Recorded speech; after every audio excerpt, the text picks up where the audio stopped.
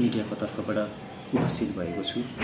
यो जुन चाहिँ ममाथि प्राणघातक हमला भएको थियो यो एउटा ठुलो एउटा कन्स्पिरेसी हो हैन। अन्त यसमा जुन लिप्त यो दुईजना दोषीहरूलाई पुलिस प्रशासनले पक्राउ गरेको छ। मैले उनीहरूको ब्याकग्राउन्ड हेर्दाखेरि उनीहरूको सायद परिवार पक्षबाट या त कसै पनि उनीहरूको परिवारको सदस्यहरू त यो अवैध शिक्षक नीतिमा लिस्टमा सूचीमा रहेको थिएन। उनीहरूको योसँग कुनै सम्बन्ध छैन। तर उनीहरूलाई सुपारी दिएर जसले चाहिँ यो एउटा प्राणघातक हमला गरेर मलाई मर्डर गर्ने एटेम्प गर्यो हैन। अब यसको चाहिँ प्रशासनले कडाभन्दा कडा छानबिन गरेर यसको यो दोषीहरू जो यसको पछाडि मास्टरमाइन्डहरू छ यिनीहरूलाई प्रशासनले झट्टभन्दा झट्ट पक्राउ गर्नुपर्छ हैन भन्ने मेरो एउटा व्यक्तिगत डिमान्ड छ। र अब यस जिटिए क्षेत्रमा पनि धेरैजना म जस्तै एउटा समाजलाई राम्रो होस् र यो भ्रष्टाचार विरुद्ध बोल्ने समाज सेवकहरू एक्टिभिस्टहरू धेरैजना छन् जसको अझै पनि उनीहरूको पनि प्राण आज दाउमा छ हैन। धेरैजनालाई टार्गेट गरिरहेका छन्। तर अब यो जुन चाहिँ एउटा दार्जिलिङको टाउनको एउटा जक्सन मानिने जग्गा सुपरमार्केट अगाडि यस्तो साँझको टाइममै यस्तो दुर्भाग्यपूर्ण घटना हुनु एकदमै निन्दनीय हो। जुन चाहिँ तपाईँको सदर थाना र तपाईँको यो टाउन डिएसपी र जस्ट एसपी अफिसको केही तल मात्र यस्तो घटना हुनु, त्यहाँबाट डिएम अफिस पनि कति पनि टाढो हुनु, यो एउटा मेन पोइन्ट हो। जहाँ हाम्रो साधारण जनताहरू आउजाउ गर्ने गर्छ हैन, ड्युटीहरू आउने जाने गर्छ। अनि यस्तो जग्गामा चाहिँ अब एउटा साधारण जनता पनि सुरक्षित नहुनु एउटा प्रशासनको निम्ति एउटा ठुलो प्रश्न चिन्ह हो हैन।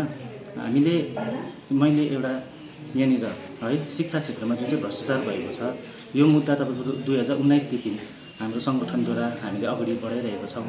र यहाँको पहाडको शिक्षा व्यवस्थाले न्याय पाउनुपर्छ। यहाँको शिक्षित योग्य जति पनि युवाहरू छ उनीहरूले बराबरीको एउटा अवसर पाउने अधिकार पाउनुपर्छ भन्ने कुरालाई नै हामीले लिएर यस्ता मुद्दा दर्ता गरेका छौँ हैन। र यसको रिजल्टहरू पनि फलाफल तपाईँहरूले विभिन्न सामाजिक सञ्जालमा देखिरहेका छन्। साथै तपाईँको 3 सेप्टेम्बर 2023मा जुन चाहिँ यो भारतीय गोर्खा प्रजातान्त्रिक मोर्चाको युवा मोर्चाको अध्यक्ष अमृत तामाङ योन्जनले जुन प्रकारले मोटर स्ट्यान्डमा खुल्ला चुनौतीपूर्वक धम्की दिएका थिए यो सबैजनालाई एकदम जानकारीमा भएको कुरा हो। र त्यसले खुल्ला रूपमा चाहिँ हात टुक्राउने हैन ओठ चिर्ने यसो टाइपको वक्तव्यहरू दिएको थियो। र उसले आफ्नो समर्थकहरूलाई भड्काउने एउटा जुन एउटा स्टेटमेन्ट दिएको थियो यो सबैजनालाई थाहा छ। र त्यसले डिआइबी र आइबीलाई पनि संज्ञानमा लिने यो कुरालाई र भोलिको दिनमा प्रजातान्त्रिक मोर्चालाई चाहिँ नदोस्याउने भन्ने उसले स्टेटमेन्ट पनि दिएको हजुरहरूलाई सबैजनालाई थाहा छ। र मैले मेरो एफआइआरमा पनि यो एउटा कन्स्पायर्ड केस हो हैन। यसको कन्स्पिरेसी पछाडि चाहिँ को छ मास्टरमाइन्ड मैले यहाँनिर मेरो जुन चाहिँ अर्ज गरेको छु नम्बर 3 मा मैले यो लेखेको छु हैन। Conspiracy behind this attack specially the involvement of political influence persons भनेर मैले लेखेको छु। र म चाहन्छु यो जुन चाहिँ अब चार्जसिट फाइल गर्छ पुलिस प्रशासनले यसमा चाहिँ यो कुनै पनि जति पनि यो यस्तो यो आरोपीदेखि लिएर जति पनि यसको मास्टरमाइन्डहरू कोही पनि लाई चाहिँ बचाउने चाहिँ एकदमै कोसिस नगरिदिनु होला। किनभने यो कुरामा मैले न्याय पाएको हुनुपर्छ कुनै पनि हालतमा। नभएदेखि यहाँनिर पश्चिम बङ्गालको मुख्यमन्त्रीले पनि यो कुरालाई नजर लगाएर एकपल्ट चाहिँ हेरिदिया जाओस्। र म पनि हेर्छु कि पश्चिम बङ्गालको मुख्यमन्त्री मिस ममता बेनर्जीले यसलाई कतिको न्यायपूर्वक हेर्छ। किनभने म एउटा पहाडको यहाँको एउटा आट्टी खाटी म एउटा युवा हो हैन।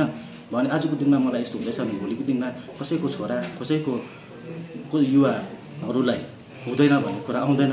यदि मैले झट्टभन्दा झट्ट न्याय पाइनँ भने म यहाँबाट जस्तो ठिक भएर निक्लिने छु। म नभन्न गएर चाहिँ म त आमरण अनसन गएर त्यहीँनिर म मेरो प्राण तोड्नुपर्छ भने म तोडेको भन्छु। यो पुरा पश्चिम बङ्गाल मात्र होइन म भारतवर्षलाई देखाउने छु। र यस्तो जुन प्रकारको यहाँनिर पहाडमा अझै पनि गुन्डागर्दी छ हैन यो चाहिँ अन्त भएको हुनुपर्छ। र कसै पनि युवाहरू जनताहरू तपाईँहरू सुर्ताउनु पर्दैन डराउनु पर्दैन। अब झन् हामी एकदम खुलेर निक्लिनुपर्छ। यहाँनिर यिनीहरूले कुरा गर्दैछ यो केस पनि सब्जुडाइज भएर कोर्टमा पुगेको छ बोल्नु हुँदैन भन्ने न्यारेटिभ फैलाउँदैछ। यो कुरा तपाईँहरूले अझै यो त सडकमा उत्रेर तपाईँहरूले गर्नुपर्छ। भोलिको दिनमा यदि मैले न्याय पाइनँ भने म सडकमा मात्रै होइन म नवनामा गएर म आमरण अनसन बस्नेछु भनेर म यहाँनिर यस मिडियाको मार्फत म भन्न चाहन्छु। र यस राज्यको मुख्यमन्त्री मिस ममता बेनर्जीलाई पनि म मेसेज दिन चाहन्छु। साथै यहाँको जुन चाहिँ इलेक्टेड रिप्रेजेन्टेटिभ हाम्रो एमपीज्यू हुनुहुन्छ Shri Raju Bistaji, MLA Shri Niraj Zimba Darjeeling, MLA Kurseong BP Bajgai र कालिम्पोङको एमएलए होइन तपाईँको रुदेन लेप्चा, साथै यहाँको दार्जिलिङ जिल्लाको जुन डिएम छ होइन, म सबैजनालाई अपिल गर्न चाहन्छु कि तपाईँहरूले पनि अब मुखमा ताला लगाएर होइन, तपाईँहरू पनि अब यस विषयमा त अगाडि आएर बोलेको हुनुपर्छ। किनभने तपाईँहरू मेरो पनि एमपी हो, मेरो पनि एमएलए हो, सबै जनताको एमएलए हो। आजको दिनमा मलाई यसरी पर्दाखेरि तपाईँहरू बोलेन भनेर मैले मन दुखाएको होइन, तर एउटा युवालाई भोलिको दिनमा मेरो जग्गामा जसलाई पनि पर्न सक्छ होइन, तर तपाईँहरूले यसरी मुखमा ताला लगाएर त नबस्दिनुहोस् होइन। आजको दिनमा म यहाँनिर मेरो आजको दिनमा भगवानको दयाले आजको दिनमा म तपाईँहरू समक्ष उपस्थित भएको छु। नभएदेखि यहाँनिर मदन तामाङ जस्तै यो अर्को काण्ड एउटा हुने एकदमै निश्चित थियो, तर आजको दिनमा म यहाँनिर तपाईँहरू अगाडि उपस्थित छु र म यो जुन चाहिँ पाहाडको यो एउटा प्रकारको गुन्डागर्दी छ, सत्तामा रहेको जति पनि यहाँनिर सत्ताको बलमा पैसाको बलमा जुन प्रकारको यस्तो यहाँनिर गुन्डागर्दी हुँदैछ, यहाँनिर आवाजलाई दबाउने कोसिस गर्दैछ, यो आवाज चाहिँ म दबाउन दिनु छुइनँ कुनै पनि हालतमा। धन्यवाद।